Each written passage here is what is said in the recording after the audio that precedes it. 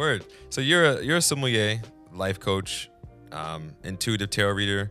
You were in Brooklyn for the most part, but now you're in Puerto Rico, taking on the islands, and now your mission is to innovate in order to create a community, to entertain and educate. And desire led to you creating the Gay Wine Club. It's a social event series for queer people and their allies that want to drink great wine and learn about it in a fun and approachable way. You recently became a part of the Open Wine Forum, collective wine professional of color dedicated to decolonizing the wine world, which I'm so down for. But before all this, you were from Milwaukee. How'd you get into hospitality? What'd your parents do? How'd you find your way into now doing all this great wine stuff, being a sommelier? It wasn't even on my radar, to be honest. I grew up not really. Like going out or going to a good restaurant was like Olive Garden or like Ponderosa, like a steakhouse, and like going to Old Country Buffet. So we didn't really come from much. Like my mom was a single mother raising 3 kids on her own, and like legit built herself up from nothing.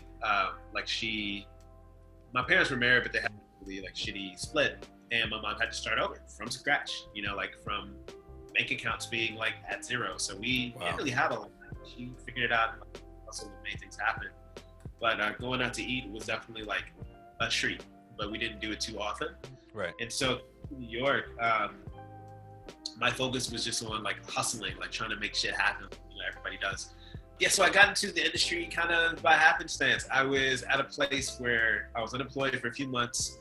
I was like eating like crackers and lunch meat every day, several meals a day, and like did not know what happened. And so I took my roommate's resume at the time and went to an open call for ABC Kitchen. Yeah. And walked in, and the manager, Krista, changed my life, really. So I walked in, and she was like, "You look cute." So I said, "You look cute," and we just like kicked it for like 10 minutes. So like the interview was hanging out.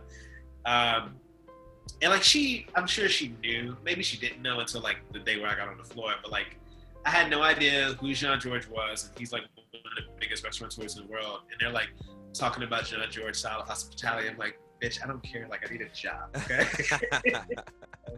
Yeah, I got in the door. So I started as a back waiter, and I was awful. And I was probably awful for like 2 months, but yeah, I got promoted to server. Actually, no, I was a great back waiter. Yeah, you had to be good enough to get promoted. Yeah. So I got promoted to server after 3 months. So like, I crushed it. But then when I got to be a server, I was definitely awful. Right.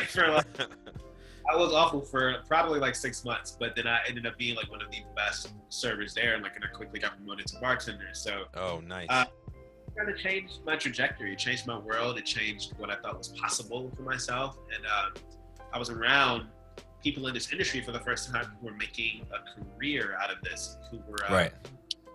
I don't know, becoming sommeliers and things like that. So yeah. That changed everything for me. That's awesome. That's a crazy beginning story. That's a really good beginning story from the bottom.